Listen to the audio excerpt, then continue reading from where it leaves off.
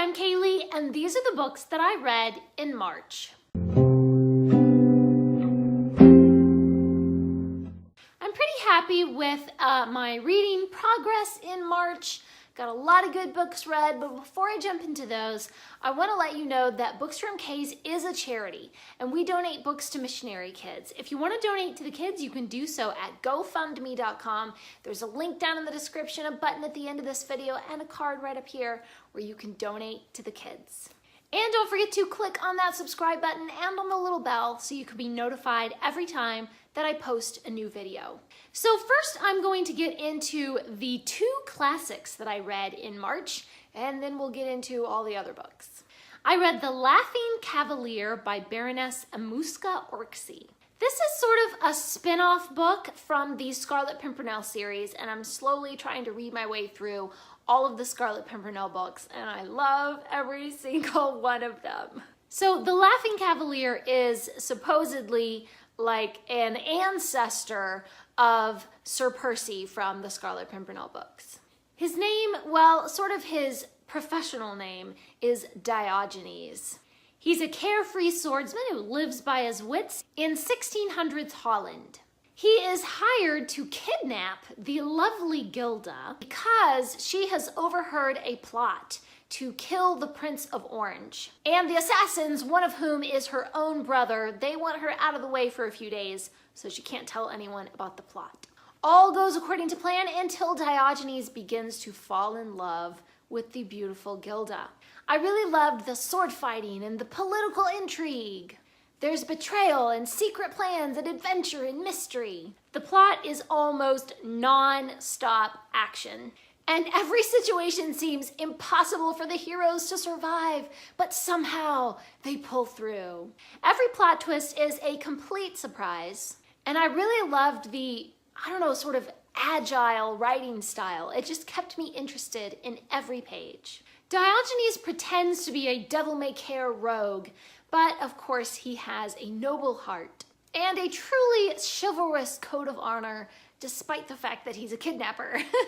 He is a figure that is just larger than life. He is utterly strong and brave, laughing in the face of death, and able to win people over with his charm and his ready wit.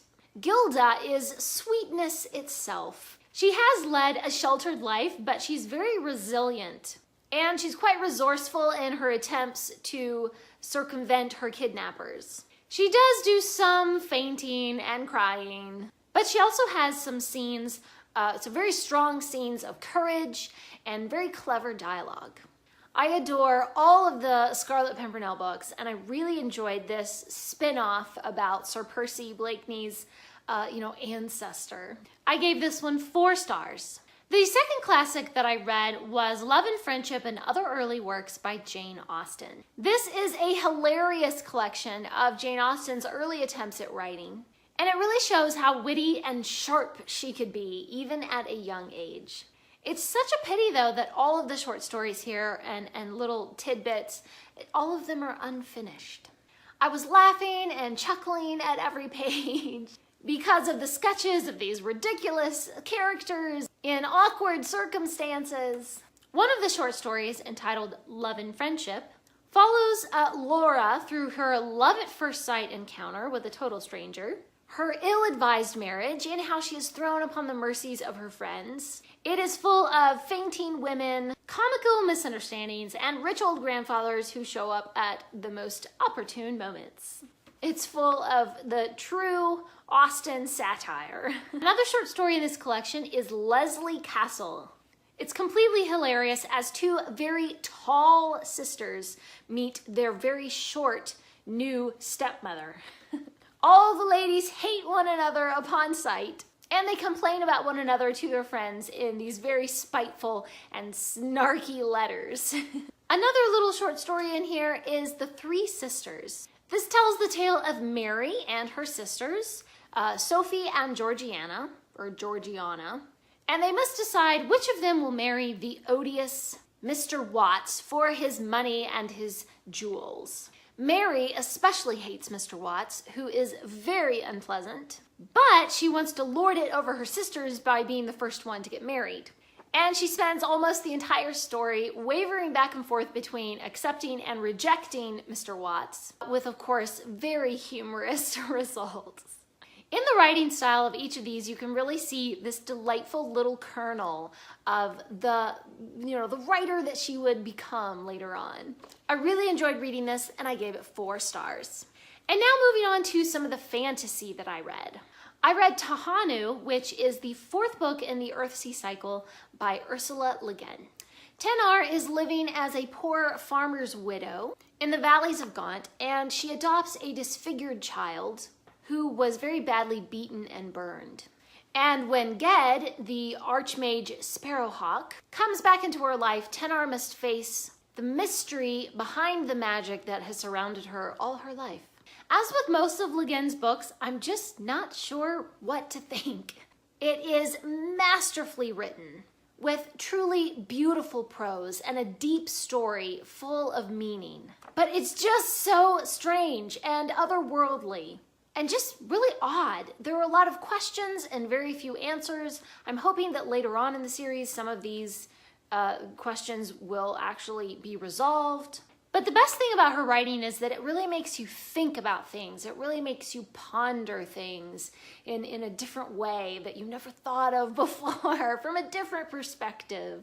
As always, I adore Ged, the Sparrowhawk. He is such a complex and appealing character. And it's really the thread of his strength of character that holds the entire series together. I loved seeing Tejano all grown up, looking back on the choices that she made when she was younger. And I was very intrigued by this sad little disfigured girl. Teru is her name. She's battling her own demons and she's slowly healing. She was an incredibly interesting, compelling character. For one thing, I can't really say that I enjoyed reading this book. It's just sad and full of misery. Although there are some really lovely, peaceful scenes, like bright spots in all the darkness. It's definitely a memorable and an important story, and I'm really glad that I read it, and of course I will continue with the rest of the series. But I don't think this is one of my favorite books in this series. I gave this book 4 stars. And I read a couple of nonfiction books. I read Vlog Like a Boss by Amy Landino, although I think the book actually says Amy Schmittauer because that was her maiden name and she has since been married. I got some really good ideas in this book about ways to polish up my vlog a little. But a lot of the tips were kind of things that I already knew, that I've learned through the last, 5 years of vlogging. But some of the advice was new to me and gave me some good ideas. I just really wish that I had read this book when I was first starting out, because then I would have avoided a lot of the mistakes that I made in my first year of vlogging. I really like that the author goes really in depth about how to structure your video and how to create a brand and even things like lighting and setting up cameras and things like that. She gives examples and really practical tips and very concrete ideas. It's not just like, oh, some sort of idea of what I could do, and then it's not actionable. The stuff that she says, you can take that and go and change and do things with it. I would recommend this book to anyone who is interested in vlogging or filming or just creating their own brand on social media, and I gave it 4 stars. I also read Your Spacious Self, Clear the Clutter and Discover Who You Are by Stephanie Bennett Vogt? I don't know. I didn't really enjoy this book as much as I thought I would. There are no practical tips for decluttering in here at all. Not in the entire book. It's all about your emotional and mental state and your spiritual, growth as you declutter. There are journal prompts and meditations and emotional exercises. The main theme is internal awareness, but there's no actual guidance on how to declutter your home. And I do like the internal, emotional, mental stuff as well, but I feel like there should be more of a balance between, okay, this is how I am physically decluttering my home, and this is how I am mentally decluttering and emotionally decluttering myself at the same time. It was a good book, it just had too narrow of a focus for me and was not what I expected. I gave it 3 stars. I also read a middle grade book by Ian Redding, The Guild of the Wizards of Waterfire. I received this book for free from the author in exchange for a free and honest review. Memphis and her friends are wizards using elemental power to create magic. But the rules of their magic guild are very clear. Each guild must have exactly 5 members, no more, no less. So when a member of their guild dies, Memphis has to scramble to find someone else to join her guild, to fill that empty place before their elemental powers spiral out of control. And Flynn, the new boy at school, seems like the perfect candidate to join their guild. And Memphis senses a strange connection with him from the very beginning.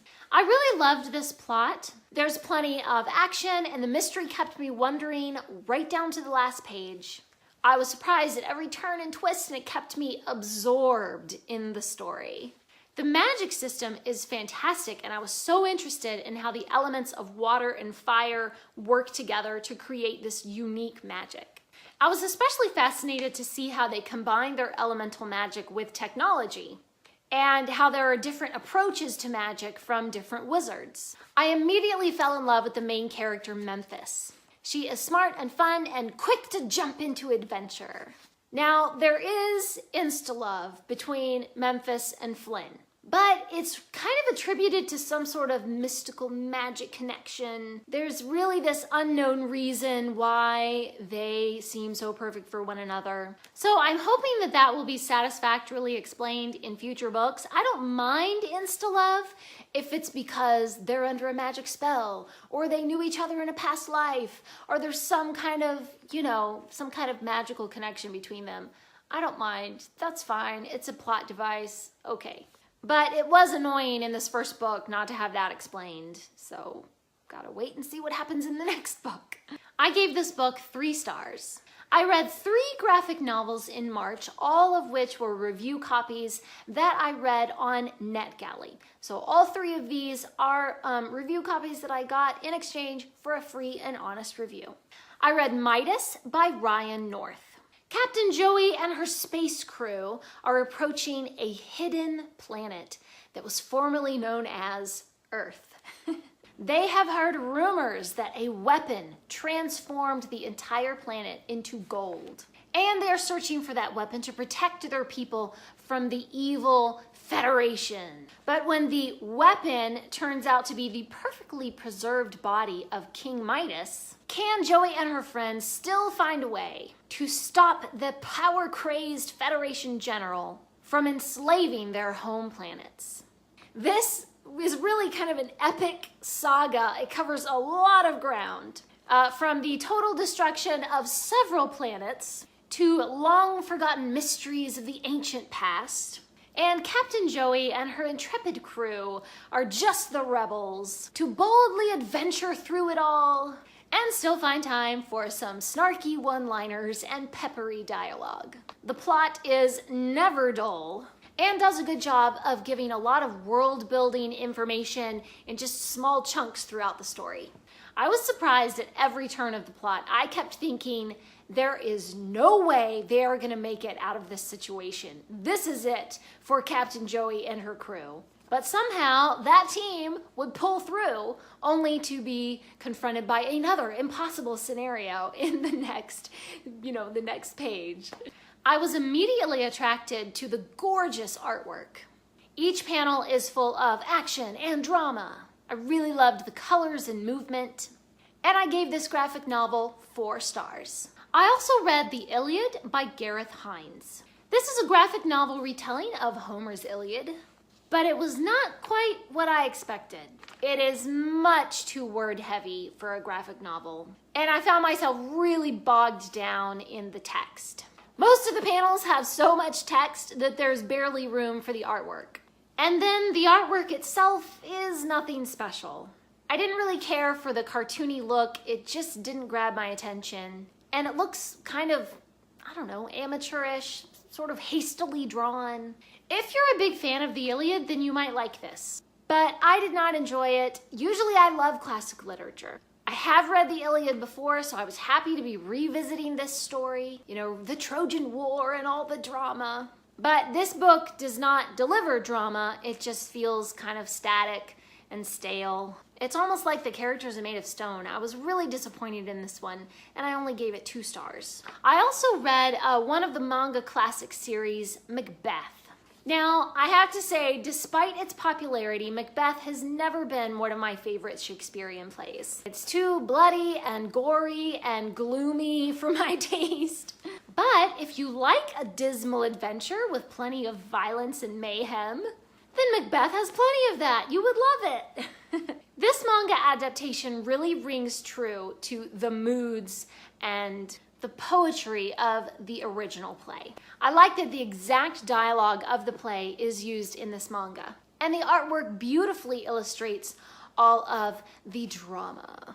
Each character has a memorable and striking appearance. I found it especially interesting to see how Macbeth's demeanor changes after he's decided that he wants to be king, and then after he's committed murder. His character actually becomes sort of more shadowy and dark. It's a subtle but effective way of showing the character development and showing how he's slowly falling into madness and despair. I have loved every single one of the manga classics that I have read, and this one's no exception. I gave it 4 stars. And those are the books that I read in March. Leave me a comment down below and let me know what was your favorite book that you read in March. Thanks for watching. Please subscribe, and remember, the right book in the right hands at the right time can change the world.